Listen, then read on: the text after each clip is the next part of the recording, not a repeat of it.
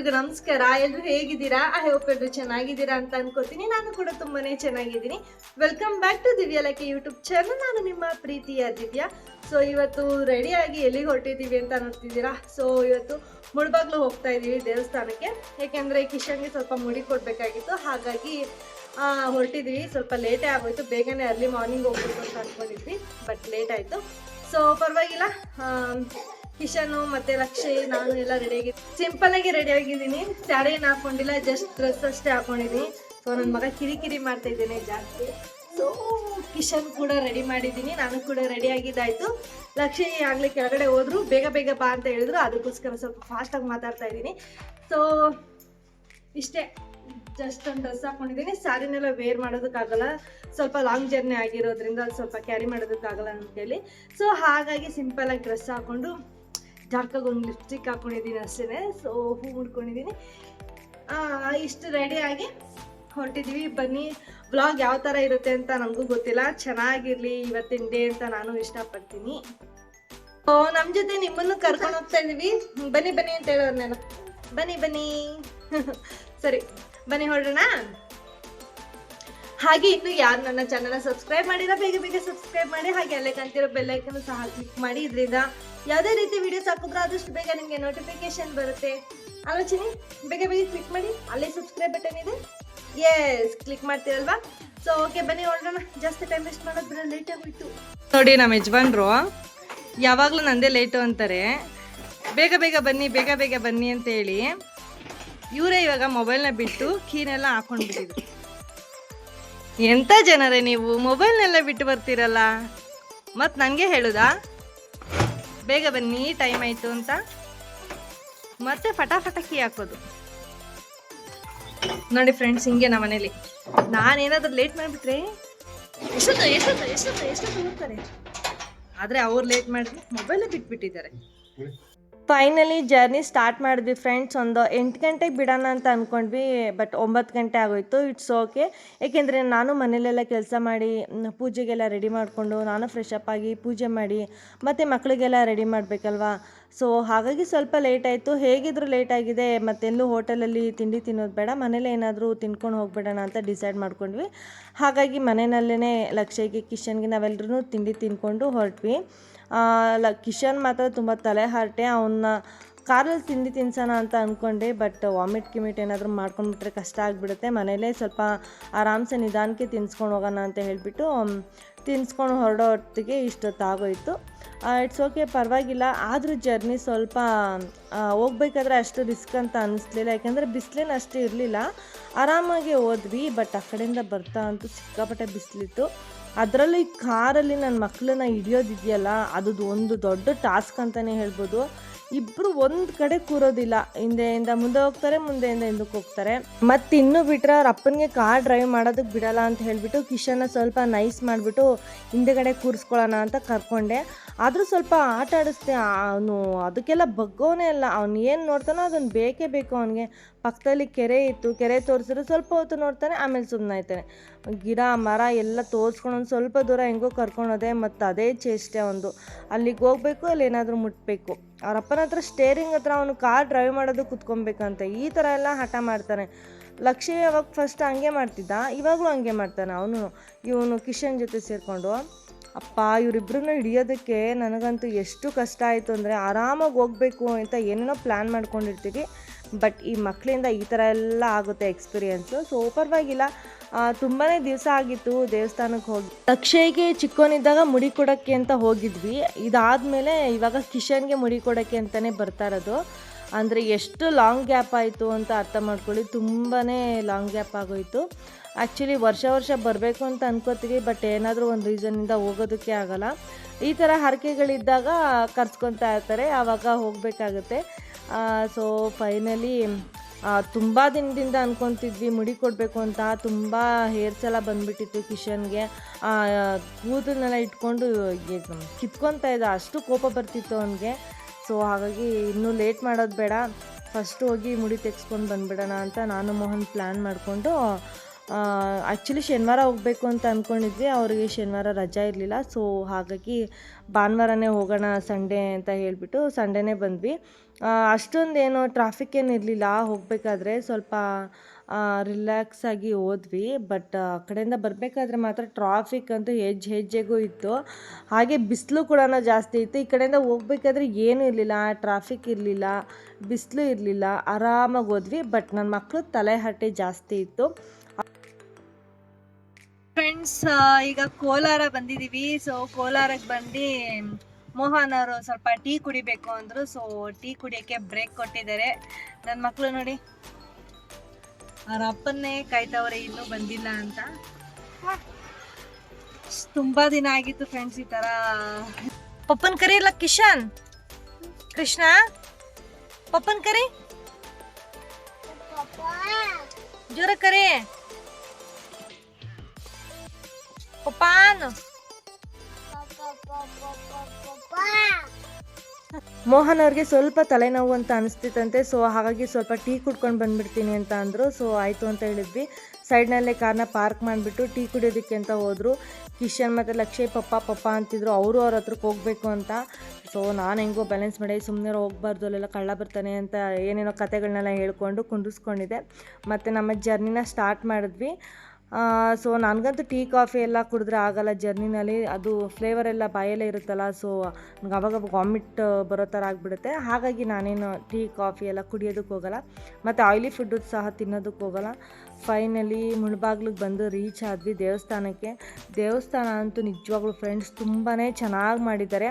ಆವಾಗ ಈ ಥರ ಎಲ್ಲ ಇರಲಿಲ್ಲ, ಇವಾಗಂತೂ ಸಖತ್ತಾಗಿ ಮಾಡಿದ್ದಾರೆ. ಲಕ್ಷ್ಯಗೆ ಮುಡಿ ಕೊಡೋಕೆ ಬರಬೇಕಾದ್ರೆ ಆ ಕಡೆ ದೇವಸ್ಥಾನ ಎಲ್ಲ ಕಟ್ತಾಯಿದ್ರು.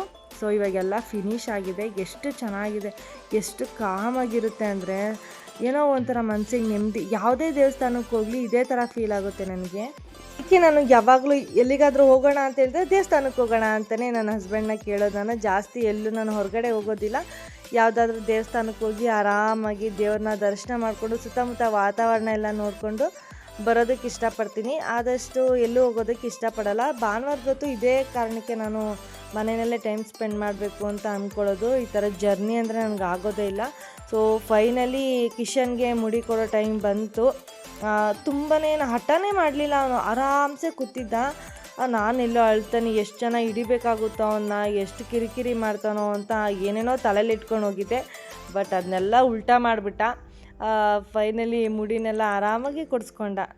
ಸೈಲೆಂಟಾಗಿ ಕೂತ್ಕೊಂಡು ಅವ್ರೇನಾದರೂ ಮಾತಾಡ್ಸಿದ್ರೆ ಹ್ಞೂ ಹ್ಞೂ ಹ್ಞೂ ಅಂತ ಅವ್ರಿಗೆಲ್ಲ ಮಾತಾಡಿಸ್ಕೊಂಡು ಆರಾಮಾಗಿ ಕೂತಿದ್ದ. ತುಂಬಾ ಕ್ಯೂಟಾಗಿ ಕಾಣ್ತಿದ್ದ ಅಂತಲೇ ಹೇಳ್ಬೋದು. ನಾನಲ್ಲೇ ಎದುರುಗಡೆನೇ ನಿಂತಿದ್ದೆ, ಅಮ್ಮ ಅಂತ ಎಲ್ಲಿ ಸ್ಟಾರ್ಟ್ ಮಾಡ್ತಾನೋ ಅಂತ ಅಂದ್ಕೊಂಡೆ. ಪರವಾಗಿಲ್ಲ, ಆರಾಮಾಗಿ ಮುಡಿಯನ್ನೆಲ್ಲ ಕೊಡಿಸ್ಕೊಂಡ. ಇದಾದಮೇಲೆ ನಾವು ಸ್ವಲ್ಪ ಸುತ್ತಮುತ್ತ ಮರ ಗಿಡಗಳೆಲ್ಲ ಇದ್ದು ಕಿಶನ್ಗೆ ತೋರಿಸ್ತಾ ಇದ್ದೆ, ಎಷ್ಟು ಚೆನ್ನಾಗೈತೆ ನೋಡ್ಚಿನಿ ಇದು ಅಂತ. ಸೊ ಗೋಪುರ ಎಲ್ಲ ತುಂಬಾ ಚೆನ್ನಾಗಿತ್ತು. ನನಗಂತೂ ಎಷ್ಟು ಖುಷಿ ಆಯಿತು ಅಂದರೆ ನೋಡಿ, ತುಂಬಾ ಖುಷಿ ಆಯಿತು. ಹಾಗೆ ಅಲ್ಲಿ ಹಸು ಎಲ್ಲ ಇತ್ತು, ತೋರಿಸ್ಕೊಂಡು. ಮತ್ತು ಅಲ್ಲೇ ಬಿಸಿನೀರೆಲ್ಲ ಬರುತ್ತೆ, ಎಲ್ಲೂ ಬಿಸಿನೀರಿಲ್ಲ ಅಂತ ಹೇಳೋ ಹಾಗೆ ಇಲ್ಲ. ತುಂಬ ಚೆನ್ನಾಗಿದೆ ವಾಶ್ರೂಮು ಎಲ್ಲ. ಸೊ ಹಾಗಾಗಿ ಅಲ್ಲೇ ಕಿಶನ್ಗೆ ಸ್ನಾನ ಎಲ್ಲ ಮಾಡಿಸಿ ನಮ್ಮ ಗಂಡಿಗೆ ರೆಡಿ ಮಾಡ್ತಾಯಿದ್ದೀನಿ. ಇದು ವಿಶಾಲ್ ಮಾರ್ಟಲ್ಲಿ ತೊಗೊಂಡಿದ್ನಲ್ವ ಶರ್ಟು, ಅದೇ ಚೆನ್ನಾಗಿ ಕಾಣಿಸ್ತಿದ್ದ. ಗುಂಡಾರಿ ಗುಂಡ. ಇವನಂತೂ ಒಂದೊಂದು ಹೆಸ್ರಲ್ಲಿ ಕರೆಯಲ್ಲ ಫ್ರೆಂಡ್ಸ್ ನಾವು. ಇವನಿಗೆ ಇಟ್ಟಿರೋ ಹೆಸರು ಕಿಶನ್ ಅಂತ. ನಾವು ಕಿಶು ಅಂತೀವಿ, ಕಿಸಿ ಅಂತೀವಿ, ಮತ್ತು ಕೃಷ್ಣ ಅಂತೀವಿ. ಇವಾಗ ಒಂದು ಬೇರೆ ಹೆಸರು ಗುಂಡಣ್ಣ ಅಂತ, ಗುಂಡ ಅಂತೀವಿ, ಬೋಡ ಅಂತೀವಿ. ಲಕ್ಷ್ಯ ಅಂತ ಬಾಯಿಗೆ ಬಂದಿದ್ದ ಹೆಸರೇ ಕರಿತಾ ಇರ್ತಾನೆ ಅವನ್ನ.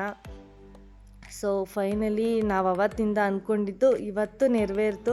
ಆ್ಯಕ್ಚುಲಿ ಇದು ಕಿಶನ್ಗೆ 3ನೇ ಮುಡಿ. ಫಸ್ಟ್ನೇ ಮುಡಿ ಮನೆ ದೇವರಿಗೆ ಕೊಟ್ಟಿದ್ವಿ, ಮಲ್ಲೇಶ್ವರ ಸ್ವಾಮಿಗೆ. 2ನೇ ಮುಡಿ ಇಲ್ಲಿ ಕಬ್ಬಾಳಿಗೆ ಕೊಟ್ಟಿದ್ವಿ, ಕಬ್ಬಾಳಮ್ಮನಿಗೆ. ಇದು 3ನೇ ಮುಡಿ. ಇದಾದಮೇಲೆ ನೋಡೋಣ, ಬೇರೆ ಎಲ್ಲಾದರೂ ಕೊಡೋದಿದ್ರೆ ಕೊಡ್ತಾನೆ ಇರ್ತೀವಿ. ಸೊ ಫೈನಲಿ ನಮ್ಮ ಗುಂಡಣ್ಣ ರೆಡಿ ಆದ. ಇನ್ನು ಟೈಮ್ ಬಂದು 12:15 ಆಗಿಬಿಟ್ಟಿತ್ತು. ಇನ್ನು 1 ಗಂಟೆಗೆ ಏನಾದರೂ ಬಾಗ್ಲಾಕ್ಬಿಡ್ತಾರೆ ಅನ್ನೋ ಇದರಲ್ಲಿ ಬೇಗನೆ ದರ್ಶನ ಮಾಡ್ಕೊಬಿಡೋಣ ಅಂತ ಹೇಳಿ ಹೊರಟ್ವಿ. ಎತ್ಕೊತೀನಿ ಬಾರೋ ಅಂದರೂ ಇಲ್ಲ. ಅವರು ಮಕ್ಕಳೆಲ್ಲ ಓಡಾಡ್ತಿರ್ತಾರಲ್ವ, ಇವನಿಗೂ ಆಸೆ ನಾನು ಓಡಾಡಬೇಕು ಅಂತ. ಅವರಪ್ಪ ಕೆಳಗಡೆ ಬಿಡು ಹೋಗಲಿ, ಅವನು ನಡ್ಕೊಂಡೇ ಬರಲಿ ಆರಾಮ್ಸೆ ಅಂತ ಅಂದರು. ಬಿಟ್ಟರೆ ನೋಡಿ ಸರಿಯಾಗಿ ಬಿದ್ದ. ಸರಿಯಾಗಿ ಅಂದರೆ ಅಷ್ಟೊಂದು ಜೋರಾಗಿ ಬಿಲ್ಲ, ಜಸ್ಟ್ ಹಂಗೆ ಬಿದ್ದ. ಸೊ ನಾ ಎತ್ಕೊಂಡು ಹೊರಟ್ವಿ. ಮತ್ತು ಕಾಯಿನೆಲ್ಲ ಸ್ವಲ್ಪ ಈಚೆ ಕಡೆನೇ ಹೊಡ್ಕೊಂಬರ್ಬೇಕು ಅಂತ ಹೇಳಿದರು. ಮೋಹನ್ ಅವ್ರ ಕಾಯಿನೆಲ್ಲ ಹೊಡ್ಕೊತಿದ್ರು. ಸೊ ದರ್ಶನಕ್ಕೆ ಅಂತ ಹೊರಟ್ವಿ. ಅಲ್ಲೂ ನಡ್ಕೊಂಡು ಬರ್ತೀನಿ, ನಾನೇ ಹೋಗ್ತೀನಿ ಅಂತ ಅವನೇ ಹೋಗ್ತಿದ್ದಾನೆ. ದೇವ್ರ ದರ್ಶನ ಎಲ್ಲ ಆಯಿತು. ಸಾರಿ ಫ್ರೆಂಡ್ಸ್, ದೇವ್ರ ದರ್ಶನ ಮಾಡ್ಕೊಳ್ಳೋವಾಗ ಕ್ಯಾಮ್ರಾನೆಲ್ಲ ಯೂಸ್ ಮಾಡಬೇಡಿ, ಫೋಟೋ ತೆಕ್ಕೊಬೇಡಿ ಅಂತ ಅಂದರು. ಸೊ ಹಾಗಾಗಿ ದೇವ್ರ ದರ್ಶನ ಮಾಡಿಸೋದಕ್ಕಾಗಲಿಲ್ಲ. ತುಂಬಾ ಬೇಜಾರಾಯಿತು. ನಿಮ್ಗೆಲ್ಲರಿಗೂ ದೇವ್ರ ದರ್ಶನ ಮಾಡಿಸ್ಬೇಕು ಅಂತ ತುಂಬಾ ಇಷ್ಟ ಇತ್ತು, ಆಸೆ ಇಟ್ಕೊಂಡು ಹೋಗಿದೆ, ಬಟ್ ಆಗಲಿಲ್ಲ ಅದು. ಫೈನಲಿ ಅಲ್ಲೇ ಸ್ವಲ್ಪ ಪ್ರಸಾದ ಕೊಡ್ತಿದ್ರು, ಪುಳಿಯೋಗರೆ, ಕೇಸರಿ ಬಾತ್ ಮತ್ತು ಕಡಲೆ ಉಸ್ಲಿ ಕೊಟ್ಟಿದ್ರು. ಸೊ ಅದನ್ನೇ ಸ್ವಲ್ಪ ತಿನ್ಕೊಂಡು ಇನ್ನೂ ಇಲ್ಲೆಲ್ಲ ಸ್ವಲ್ಪ ಫೋಟೋಸು ಮತ್ತು ಏನೇನಿರುತ್ತೋ ಮಾತಾಡ್ಕೊಂಡು ಕೂತಿದ್ವಿ ನಾನು ಮತ್ತು ಮೋಹನ್ ಅವರು. ಮಾತಾಡಿಕೊಂಡು ಮಕ್ಕಳೆಲ್ಲ ಅಲ್ಲೇ ಆಟ ಆಡ್ತಿದ್ರು. ಅವ್ರ ಹಿಂದೆ ಮುಂದೆ ಓಡಾಡಿಕೊಂಡು ದೇವಸ್ಥಾನನ ಒಂದು ರೌಂಡ್ ಈ ಥರ ವೀಡಿಯೋನೆಲ್ಲ ಮಾಡ್ಕೊತಿದ್ರು. ಫೈನಲಿ ದೇವರ ದರ್ಶನ ಆಯಿತು ನಮ್ಮದು. ಸೊ ದೇವ್ರು ನಿಮ್ಗೆಲ್ರಿಗೂ ಒಳ್ಳೇದು ಮಾಡಲಿ ಆಂಜನೇಯ ಅಂತಲೇ ಕೇಳ್ಕೊತೀನಿ. ಸೊ ಇದೆಲ್ಲ ಮುಗಿಸ್ಕೊಂಡು ಮಾಮೂಲಿ ದೇವಸ್ಥಾನಕ್ಕೆ ಹೋದ್ಮೇಲೆ ಏನಾದರೂ ಪ್ರಸಾದ ತೊಗೊಳೋದಿದ್ದೇ ಇರುತ್ತಲ್ವ. ಸೊ ಹಾಗಾಗಿ ಕಡಲೆಪುರಿನೆಲ್ಲ ತೊಗೊಂಡು ಮತ್ತು ನಮ್ಮ ಜರ್ನಿನ ಸ್ಟಾರ್ಟ್ ಮಾಡಿದ್ವಿ. ಕಿಶನ್ ಅಂತೂ ಫುಲ್ಲು ಪಾಪ ಬಿಸಿಲಲ್ಲಿ ನೋಡಿ ಎಲ್ಲರ ಮುಖನೂ ಒಣಗೋಗ್ಬಿಟ್ಟಿತ್ತು. ಸಿಕ್ಕಾಪಟ್ಟೆ ಬಿಸಿಲಿತ್ತು ಫ್ರೆಂಡ್ಸ್. ಬರಬೇಕಾದ್ರೆ ಮಾತ್ರ ಅದೆಷ್ಟು ಡಿಗ್ರಿ ಇತ್ತು ಅಂತ ಹೇಳೋದಕ್ಕೂ ಅಸಾಧ್ಯ, ಅಷ್ಟು ಬಿಸಿಲಿತ್ತು. ಒಬ್ಬೊಬ್ರ ಮುಖನ ನೋಡೋದಕ್ಕಾಗ್ತಿರ್ಲಿಲ್ಲ. ಅಲ್ಲೊಂದು ಸ್ವಲ್ಪ ಹೊತ್ತು ನಿಲ್ಸ್ಕೊಳ್ಳೋದಕ್ಕೂ ಆಗ್ತಿಲ್ಲ. ಕಾರಣ ಕಡಲೆಪುರಿ ತೊಗೊಂಡಿದ್ದೆ ಪ್ರಸಾದನೆಲ್ಲ, ಹೊರಟಿದೆ ಕೆಲಸ, ಒಂದು ಸೆಕೆಂಡು ನಿಂತ್ಕೊಂಡಿಲ್ಲ, ಅಷ್ಟು ಬಿಸಿಲಿತ್ತು. ಕಾರ್ ನಿಂತಿತ್ತು. ಒಳಗಡೆ ಬಂದಿದ ತಕ್ಷಣ ಅಪ್ಪ ದೇವರ ಅದನ್ನು ಹೇಳ್ಕೊಳ್ಳೋದಕ್ಕಾಗಲ್ಲ, ಅಷ್ಟು ಬಿಸಿಲಿತ್ತು. ವಿಂಡೋಸ್ ಎಲ್ಲ ಓಪನ್ ಮಾಡಿ ಒಂದು ಸ್ವಲ್ಪ ಹೊತ್ತು ಬೇಗನೆ ಹೋದ್ವಿ. ಅವಾಗ ಸ್ವಲ್ಪ ಗಾಳಿ ಬತ್ತಲ್ಲ, ರಿಲ್ಯಾಕ್ಸ್ ಅನಿಸ್ತು. ಅಲ್ಲೇ ಸ್ವಲ್ಪ ಸೀಬೆಕಾಯಿ ಎಲ್ಲ ಸಿಕ್ತು, ಅದನ್ನೆಲ್ಲ ತಿನ್ಕೊಂಡು ಹೊರಟ್ವಿ. ಒಂದು 2:30-3 ಗಂಟೆ ಆಗಿತ್ತು. ಆವಾಗ ಸ್ವಲ್ಪ ಹೊಟ್ಟೆ ಚುರುಗುಟ್ಟಕ್ಕೆ ಸ್ಟಾರ್ಟ್ ಆಯಿತು. ಅಲ್ಲೇ ಅಮೃತ ಅಂತ ಒಂದು ರೆಸ್ಟೋರೆಂಟ್ ಇತ್ತು. ಸೊ ಅಲ್ಲಿಗೆ ಹೋಗಿ ಸ್ವಲ್ಪ ಊಟನೆಲ್ಲ ಮುಗಿಸ್ಕೊಳ್ಳೋಣ ಅಂತ ಊಟ ಮಾಡ್ತಾಯಿದ್ದೀವಿ. ಏನಿಲ್ಲ, ಬಟರ್ ರೋಟಿ ತೊಗೊಂಡ್ವಿ, ಹಾಗೆಯೇ ಪನ್ನೀರ್ ಕಡಾಯಿನ ತೊಗೊಂಡ್ವಿ. ನನ್ನ ಹಸ್ಬೆಂಡ್ ಅಂತೂ ಅದೆಷ್ಟು ಪನ್ನೀರ್ ತಿಂತೀಯ ನೀನು ಅಂತಿದ್ರು. ಸೊ ನನಗೆ ಪನ್ನೀರ್ ಅಂದರೆ ತುಂಬಾ ಇಷ್ಟ, ಅದ್ರಲ್ಲಿ ಪ್ರೋಟೀನ್ ಜಾಸ್ತಿ ಇರುತ್ತಲ್ವ. ಸೊ ಹಾಗಾಗಿ ಮತ್ತು ರೈಸ್ ಐಟಮಲ್ಲಿ ವೆಜ್ ಬಿರಿಯಾನಿನ ತೊಗೊಂಡಿದ್ವಿ. ಹಾಗೆ ಕಿಶನ್ ಮತ್ತು ಲಕ್ಷಯಿ ಜ್ಯೂಸ್ ಬೇಕಂತ ಕೇಳ್ತಾಯಿದ್ರು. ಹಾಗಾಗಿ ಅವ್ರಿಗೆ ಪೊಮಗ್ರನೇಟ್ ಜ್ಯೂಸನ್ನ ಕೊಟ್ವಿ. ಅಲ್ಲಿರೋ ಸ್ಟಾಫ್ಗಳು ಅಷ್ಟೇ ನಿಜ ತುಂಬಾ ಚೆನ್ನಾಗಿ ಟ್ರೀಟ್ ಮಾಡಿದ್ರು. ನಗ್ನಗ್ತಾನೆ ಮಾತಾಡ್ತಿದ್ರು. ಕಿಶನ್ ಕೊಡೋ ಟಾರ್ಚರ್ಗೆ ಪಾಪ ಅವ್ರು ಎಷ್ಟು ಚೆನ್ನಾಗಿ ಕೋಪ್ರೇಟ್ ಮಾಡಿದ್ರು ಅಂದರೆ ತುಂಬ ಚೆನ್ನಾಗಿ ಅವನ ಜೊತೆನೂ ಇದ್ದರು. ಕಿಶನ್ನೇ ನಮಗೇನು ಊಟ ಮಾಡಬೇಕಾದ್ರೆ ಕಿರಿಕಿರಿ ಮಾಡಲಿಲ್ಲ. ಅವ್ರ ಜೊತೆನೆಲ್ಲ ಆಟ ಆಡಿಕೊಂಡು ಫ್ರೆಂಡ್ ಥರನೇ ಓಡಾಡ್ಕೊಂಡಿದ್ದ. ಸೊ ನಾವು ಊಟನೆಲ್ಲ ಮುಗಿಸ್ಕೊಂಡು ಮತ್ತೆ ನಮ್ಮ ಜರ್ನಿನ ಸ್ಟಾರ್ಟ್ ಮಾಡಿದ್ವಿ. ತುಂಬಾ ಟ್ರಾಫಿಕ್ ಇತ್ತು ಫ್ರೆಂಡ್ಸ್. ಎಷ್ಟು ಟ್ರಾಫಿಕ್ ಅಂದರೆ ಹೇಳ್ಕೊಳ್ಳೋದಕ್ಕಾಗಲ್ಲ. ಹೆಜ್ಜೆಗೂ ಟ್ರಾಫಿಕ್ಕೇನೇ ಇತ್ತು.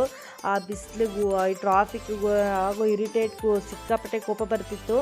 ನನ್ನ ಅದೃಷ್ಟ ಏನು ಅಂದರೆ ಕಿಶನ್ ಮತ್ತು ಲಕ್ಷ್ಯ ಇಬ್ಬರು ಮಲ್ಕೊಂಡ್ಬಿಟ್ಟಿದ್ರು. ಇಲ್ಲ ಅಂದಿದ್ರೆ ನನ್ನ ಮೇಲೆ ಬಿದ್ದು ಅಮ್ಮ ಅಂತ ಕಿರ್ಚಾಡಿ, ಅವನಿಗೆ ಕಾರ್ ಮೂವ್ ಆಗ್ತಾನೆ ಇರಬೇಕು. ಕಿಶನ್ಗೆ ಕಾರ್ ಏನಾದರೂ ನಿಲ್ಲಿಸ್ತಿದ್ರೆ ಅಳ ಸ್ಟಾರ್ಟ್ ಮಾಡಿಬಿಡ್ತಿದ್ದ. ಅಪ್ಪ ದೇವರೇ, ಈ ಟ್ರಾಫಿಕ್ ಹತ್ರನಾದರೂ ಸ್ವಲ್ಪ ಮಲ್ಕೊಂಡಿದ್ನಲ್ಲ, ಅದೇ ನನ್ನ ಪುಣ್ಯ.